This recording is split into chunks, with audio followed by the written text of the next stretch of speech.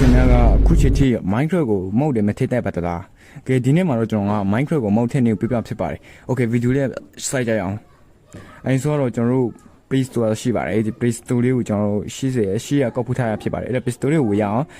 ဝယ်လိုက်တဲ့အခါမှာကျွန်တော်တို့ဒီမှာအပေါ်မှာရှာလို့ရတဲ့ဟာပေါ့နော်အဲ့ဒါရှာရမှာဖြစ်ပါတယ်အဲ့ဒီမှာတော့လောလောကိုလောက်ပါပဲဒီအလိုလိုရရှာလိုက်ပေါ့ဒီနေ့ပေါ့နော်ဒီခဏ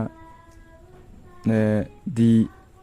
okay ဒီ allocation အဲ့မှာအပေါ်မှာကြည့်လိုက်တော့ more piece force Minecraft ဆိုရရှိပါတယ်တော့အဲ့ကို stone တင်လိုက်ပေါ့နော်အဲ့ stone တင်လိုက်ပါ stone တင်ပြီးမှကျွန်တော်တို့တစ်ခါအဆုံးပေးရမှာပေါ့နော် stone တင်ပြီးသွားပြီဆိုပြီးကျွန်တော်တို့ဒီဝေလိုက်ပါဒါထဲဝေလိုက်တဲ့အချိန်မှာကျွန်တော်တို့ကမုတ်ထင်းလေးကိုပြပြဖြစ်ပါတယ်မုတ်ထင်းလေးကိုအဲ့ okay ဒါလေးကိုကျွန်တော်တို့ပြလေးတော့ပြီးပြီဆိုတော့ခဏနော်ခဏဆုံးပေးမယ် okay ဒါလေးဝေရပြီဆို line ကောင်းမှုအားလေးလိုပါတယ် line ကောင်းမှကျွန်တော်တို့ဒါလေးတော့ရဖြစ်ပါတယ်အမြင်ဆက်ဆက်ပုံတာပေါ့နော်ကဲဆိုအောက်ကိုကျွန်တော်တို့ဒီခဏဆောရအောင်မယ်ဒီဟာကျွန်တော်တို့အခုမှ stone တင်ထားဆိုတော့နော်ကဲဒါလေးအောက်ကိုရှာမယ်မုတ်ပေါ့မုတ်ကိုကြိုက်တဲ့မုတ်ကိုထည့်ပါဒီကျွန်တော်မုတ်ကိုရွေးပြီးထည့်ပြပါမယ်ကဲမုတ်ကတော့